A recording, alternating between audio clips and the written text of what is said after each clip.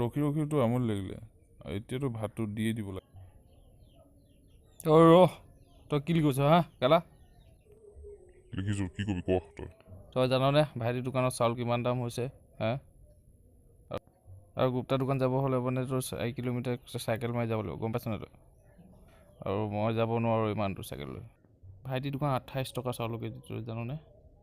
আৰু মই 28 টকা দি পিনে কাকো ভাত খুৱাব নোৱাৰোঁ যদি নোৱাৰোঁ আৰু এবাৰ যদি নোৱাৰোঁ বুলি কওঁ আৰু নোৱাৰোঁ কেতিয়াও নোৱাৰোঁ ভোক লাগিছে বুলি ক'লে নহ'ব আৰু নোৱাৰোঁ বুলি ক'লে নোৱাৰোঁ এইটো আৰু চবকে মনত থ'বলৈ ক'বি আৰু এই কুকুৰটো ইমানে ভোক নহয় ইয়াক কৈছোঁ ন মই মাৰি পেলাম কোনোবাই দিনাখন কৈ দিছোঁ আৰু বেছি নকওঁ মই কিন্তু এখন দেশত কেনেকৈ হ'ব চাউলৰ দাম ইমান দাম বাঢ়িলে আৰু খাব কেনেকৈ মানুহে আজি এই কুকুৰটোৰ কাৰণে মই ভোকত আছোঁ কোনো বুজি পাব নোৱাৰে মই মনে মনে হ'লেও ভাত খাম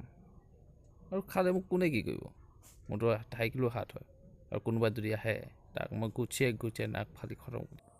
আৰু ইয়াতে মাৰি খতম এইফালে কাকো আহিব নিদিবি কৈ দিছোঁ খালি মই ভাত খামেই মই অকলে খামেই কৈছোঁ যেতিয়ালৈকে মোক কমলা পচন্দ বা শিখৰ পেকেট আনি নিদিয়ে তেতিয়ালৈকে মই ভাত খাই থাকিম কি হ'ব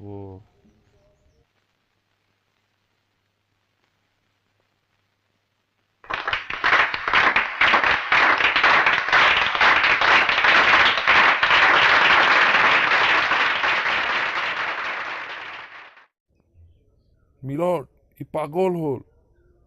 ই অকলে ভাত খালে হ'ব নেকি ইয়াক কোন বাপেৰে শিখৰ কমলা পচন্দ দিব মই কৈছোঁ ইয়াক শিলগুটি খুৱাব লাগে শিলগুটি আৰু টুকুৰা কৰি ইয়াক কুকুৰক খুৱাই দিব লাগে